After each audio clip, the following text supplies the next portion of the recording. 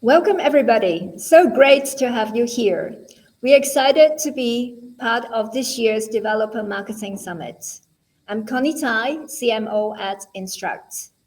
With developers increasingly involved in software purchasing decisions, marketers have a growing need to understand what is the best way to attract and engage with these customers. Our special guests today have a lot of experience in this area, so please join me in welcoming Roland Wolters, Principal Technical Marketing Manager at Isovalent.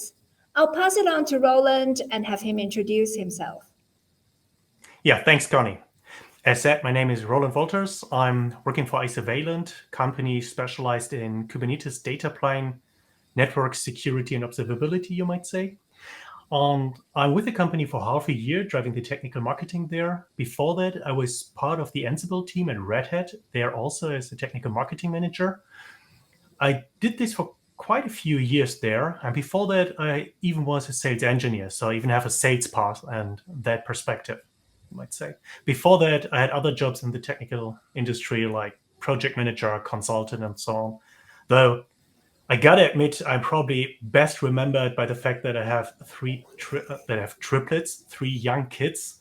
And if you see any conferences of me, or especially recordings, you might see even images of them. But maybe Yeah. not today. Thank you Thanks, so Connie. much, Roland.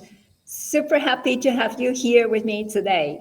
So before we continue our conversation with Roland, I would like to tell you a little bit about Instruct because you will also hear Roland mentioning that in his talk. So Instruct is a hands-on virtual IT labs platform. We help marketers, sales, customer success, and education teams at software companies to generate demand and grow adoption at scale. They love using Instruct because it gives them a fast and easy way to demonstrate the value of their software in a production-like environment. The best way for people to experience the true value of your software is by doing. Instruct help developer marketers hit their goals faster by using our platform to educate and inspire developers about their technology. They build tutorials, product demos, workshops, and training on our platform with a hands-on approach that developers enjoy to engage with. And best of all, they only need a web browser to explore their technology. So, in our introduction, we mentioned that developers are increasingly important in making decisions on software purchases, but it's challenging to market to them. So maybe we can start to understand from Roland why is that the case? Sure. So the main thing about developers is, of course, they are tech heavy. So they prefer to have an actual understanding of the technology they're about to purchase or use. So you cannot just give them a few nice words and sentences and say, well, this is nice, please buy. Also, developers actually have a quite negative attitude often towards the typical sales methods. Let's say presentations, marketing videos, advertisement. I mean, a lot of developers actually run ad blockers on their systems, so you can't even reach them with ads, right? Mm-hmm. So it's hard to reach them with the traditional methods. At the same time, they're very critical about of data and about numbers. So if you tell them, well, our analyst study shows we are 5 times faster than the others, developers might actually take you up on it and say, okay, let's do a POC, show us this 5 times increasement. Yeah. And of course, apart from that, there is a new normal, making it even more difficult to market to developers. Of course, I'm referring here to COVID. It's before the pandemic hit, we had conferences, we had workshops, we had meetups, we had the meetings. So you were in a room with the people. You could actually see, you could read the room and see, are they buying in? Are they understanding it? Is it working for them? Are we actually talking about something which is interesting to them? And at the same time, you could also basically walk up to them and start talking to them. Now, we are currently in a remote world. Remote is a new normal, and this affects everyone everywhere. So we will not go back to the past times. In best case, the future will be hybrid. So we have to find ways how to do this all in a remote way. Remote sessions are hard. However, I'd just like to add, at least there's one small advantage here. In the past, sometimes we had customers who couldn't be reached at all. For example, I was working with governmental customers who told me they don't have internet access for security reasons. This changed. At least with the new normal, everyone now is allowed to go out onto the internet with browsers and have remote sessions. But apart from that, remote sessions are very challenging in its own. So what are the major challenges you see in remote sessions? There are a lot. I hardly know where to start, but the biggest one is probably it's the webinar fatigue, right? Everyone is bored by presentations. There are just too many webinars out there. Yeah. And it's not only the webinars, the sales webinars, it's also the internal conferences calls. It goes even so far that I know of companies who speak about or who are planning to introduce conference-free or call-free days, where one day you are not allowed to have any web calls because there are just so many. And based on this, people lose quickly attention. And I think everyone here knows this. Everyone already has been in a webinar where they realized the last 5 minutes I was not listening at all. I was looking out of the window, maybe. Yes. Or a window here. I hope with this session, our audience will attend until the end, though. I hope so. And this is the point, right? We as sellers, we as marketeers, Yes. we have these additional challenge to make sessions which are interesting. And at the very same time, there is an additional problem. I don't see what's going on. The developers turn off their cameras. So I can talk for 50 minutes and I have no idea if anyone is listening, if they are even there, and what their reaction is, because usually there's only very few feedback. There's very few people actually interacting or asking questions. And again, this is when you have developers in the room, it gets even harder because they're not keen to look at slides. They're not keen to talk to salespeople or marketing people at all. So quite difficult situation altogether. Okay, well, so marketing to developers is hard, and it gets harder with the new normal. So we're faced with a lot of challenges, basically. Should we give up, or what do you recommend? Yeah. Let's actually, yes, let's stop selling. And I mean it in a way, because what I mean is let's stop the traditional selling. Don't do webinars anymore. The setup of one-to-many webinar where you have a lot of developers on the other side and just hope that they're listening to you. This is not an efficient usage of your time as a marketer or salesperson, and it's not an efficient use of their time. And they want to be appreciated, right? So basically, we should stop this approach. Because there's no interaction in there, and no interaction means you lose. So what we need is a constant interaction and an engagement during our sessions with them. Yes. Well, as marketers, we always look for engagement, right, with our audience. It's easy to say, but how do you get developers engaged?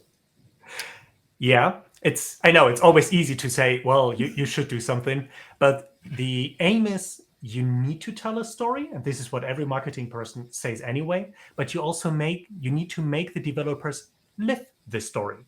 That means you need to guide them along steps of discovery and achievement, a little bit like gamification. So we need to have content which is put in a way that the developers are going through the story, have a little bit of fun maybe in there, and as a side effect, go through your product and see the features of the product. At the other side, you also need to be careful that you package it the right way, because one-to-many webinar is not the right packaging. What you need is something the developers like to consume, and they do not like to consume a presentation about a product and the pricing. What they like to consume is something about features and certain use cases. So the content needs to be structured in the right way, it needs to be packaged in the right way, and it needs to be consumable upon request. I mean, literally everyone I speak to in IT is always busy. There's so much to do. Yes. So we need to have it in a way that they can just click a button and consume it when they have the time. And in the end, interaction and engagement in this format, in this way, means one thing. It means hands-on. It means experiencing the actual code. It means seeing the actual program. Seeing is believing.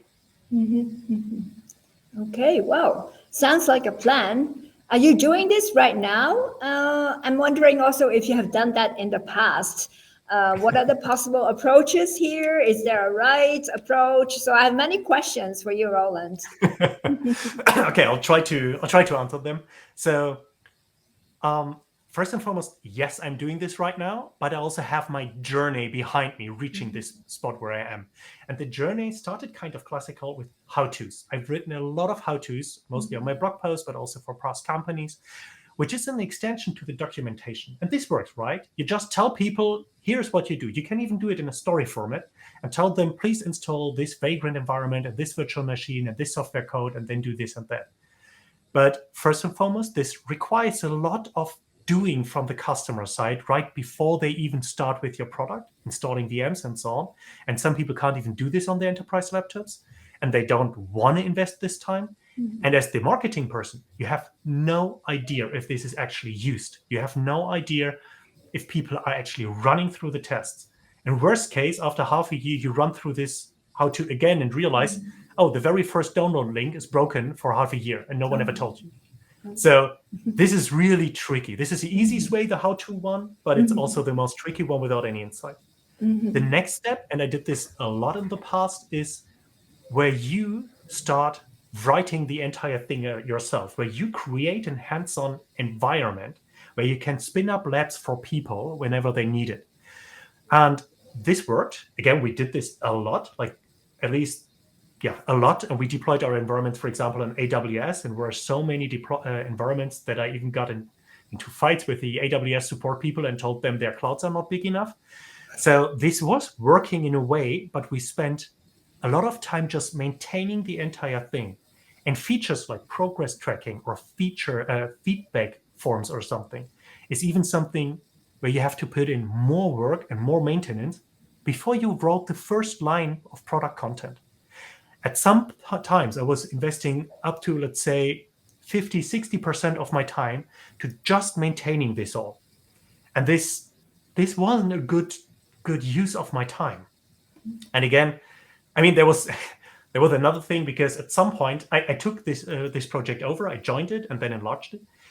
And at some point I was wondering, who is paying for this, for all these AWS machines? And there is a smart way. In a smart way, you can either ask these questions, or it can be smart to not ask these questions. I was kind of smart to start asking this question. And of course, at the end, I reached a person who said, oh, you are consuming all this money. Yeah, by the way, it's your budget. You owe me, and I don't know, it was like 6-digit number of money or 7-digit number. And I realized at that moment, okay, I spent my marketing budget for the next 10 years. And I had to write a very funny email at that night to my manager saying, we do have a problem. So it's not only about the maintaining of your code and the entire environment, it's also in maintaining of the resources and money and the billing. So in the end, you become a software vendor for hands-on lab environments without even writing a single line of product content at that time. You have to do this on top. And so what we decided in the end was, we wanted, and this is, I think, the best approach, the right approach, you might say, we take a service which has this already laid out, where we jump in and right from the start write only about our product. And all these feedback forms and progress tracking and how to set up the environment and billing and so on and so on is all left with people who do this as their daily job. And since they sell it to others, it's shared costs for us, so it's not that expensive for us. Let me quickly share my screen. So this is the webpage or the main page of Instruqt, and I picked one lab. This is our most favorite lab, Cilium Getting Started. So this is our intro lab to the entire technology we have, to our core technology. It gives a little bit of introduction, but quickly, if I scroll down, goes into the actual challenges. And the challenges are what I meant by the steps of discovery and achievement. Each challenge introduces a certain, let's say, piece of the entire story, shows it to the developers or to the technical folks, give them some tasks to do. They will do the tasks, and then they come to the next challenge. And the interesting piece here is also that within each challenge, I can even see if they started it, if they stopped it. So I get a lot of insight, of detailed insight. How is this working? As a small example, in the statistics, I can quickly show you this. Here I even see by all the challenges how many people started it, how many stopped it. And there's always a drop off within one challenge. But I see that there is a lot of drop off here in the very first challenge. And I might want to dig into this. I had this in the past actually at the third challenge, where I realized there's something wrong. A lot of people drop off in the middle of the third challenge. I have to look into this. And I found bugs in my own how-to. This is very helpful. At the same time, if we look into a challenge, in the challenge itself, I have my discussion and the data I provide to my technical people, but I can also provide the actual technology. And this is done in the so-called tabs. Let me quickly go through them. I define tabs that people can work in. And a tab is not only, let's say, a command line interface. It can be a web page. It can be a program working there on the machines. And I can have multiple of these tabs. So I'm not bound to only one way how this all is consumed. I can present a whole environment to my customers, to my developers. And for us, especially, the very interesting piece here is this is not limited to one machine. We are dealing with Kubernetes at Isovalent. And so Kubernetes is about clusters. So if I want to show this to developers, I better have my cluster to show. So Instruqt supports me in this by enabling me to run entire clusters just for this one single developer who started the track. And let's have a look into how this actually looks like. In the beginning, when a person clicks, start this track, start this lab, they still see, or they can see a few, let's say, slides, a little bit of context, where you guide them through what is this all about, what is this story here, what are the advantages, even giving them a small image or architecture diagram until this stage is set, and then they click on start. And as you can see on the left side, we actually have a command line interface here. And this is the real deal. This is not a mock-up. This is not a faked environment or something. I can type in here anything I want. And I can even check out details about the machine I'm running on. But I can also, of course, follow the steps lined out on the right side, where it said, now let's enter this command, enter it in here, right, and see what's actually happening. So it's a real interactive system. At the very same time, I can also show them, for example, the Kubernetes dashboard. So I can let the people click forth and back between a CLI, a dashboard, and whatever I need to properly sell them or properly show them the product and the capabilities of the product. And regarding the feedback, what I mentioned, when you write a how-to, you don't get any feedback. When you write the self-pay, or when you do this entire environment yourself, you can bring in feedback forms, but it's pretty hard. Here, it's all embedded. Let me show you the happiness bar, because I like it so much, because I even see how many people give feedback and on what level. And there's one who just entered the 2. By the way, this happened yesterday. So I'm really wondering what happened there. Of course, I can't reach out to them, but at least I see it's not 100% working for everyone, but there's some more to dig into. As a marketer, this is very relevant, right? To understand how your audience interact with it. Oh, yes. And as a technical person here, I like to add one thing. If I'm done with something here, as a user, as a developer, I click on the next. I want to go to the next challenge. And here I click on a check button. And the check button actually verifies that everything is working. So from challenge to challenge, I'm guided. And if something is not done in the right way, I'm even told, hey, you developer, you did something wrong. How about you better look into this point again? So it's even if the developers or the people consuming your marketing content here, even if they make errors, mistakes, something, they get help right away, which is very important, because imagine a developer picks this at their, I don't know, 11 p.m. They can't call someone and say, hey, something is not working. Exactly. But the entire environment helps us to guide through this. And as you see, by the way, we do tell a story here, You see Death Star, Empire, TIE Fighter. So our story here is even Star Wars themed a little bit. Yeah, and this is what we currently have, and I can only recommend it to everyone. We started with this, or I started with this at Red Hat after creating our own environment to do hands-on labs, our own homegrown, and this gave us advantage and value right from the start. And when I joined Isovalent half a year ago, we just we started right away with this one, and that's really great. Excellent. Thanks. Well, very good. So, Roland, it sounds almost too perfect to me. Are you sure there are no catches? It's perfect. Nothing can possibly go wrong here. Of course. Now, there are a few things. Of course, I mentioned the bill thing in the past. So with the AWS bill we suddenly had. And of course, if you hand this out to developers, they can start it on themselves. So they can consume it a lot. And of course, it costs money. But here, Instruct saves me quite well because it can define a lot of limits, like overall limits, or I can only send it to a certain developer and tell this developer he can or they can only play it a couple of times, or it expires, and so on. So I'm well protected, but sure, I have to keep an eye on this. But on the other hand, in terms of the marketing approach in general, there is a catch. Yes. When you do this, when you follow this, you hand over the marketing purchase journey to the developers. They are driving it now. They are in the driver's seat. And this is sometimes hard for salespeople because they're used to drive it on their own. They're used to have to be in control. And they have to learn the new way a little bit. With my sales past, I'd say this feeling of control of the salespeople was an illusion to begin with. But nevertheless, this is something new for them, and you got to enable them in this. Thank you, Roland, for this talk. It's really interesting. I learned a lot from this conversation. Really appreciate that. So to summarize a few key takeaways from this story, I think, as you said, don't sell, don't market, but educate, inspire developers. That's very important. And they love hands-on product experience, right? Get them hands-on with the products. And also important is the storytelling parts.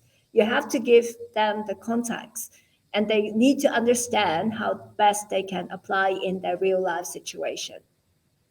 So I think these are the 3 takeaways on how to reach and engage with developers successfully.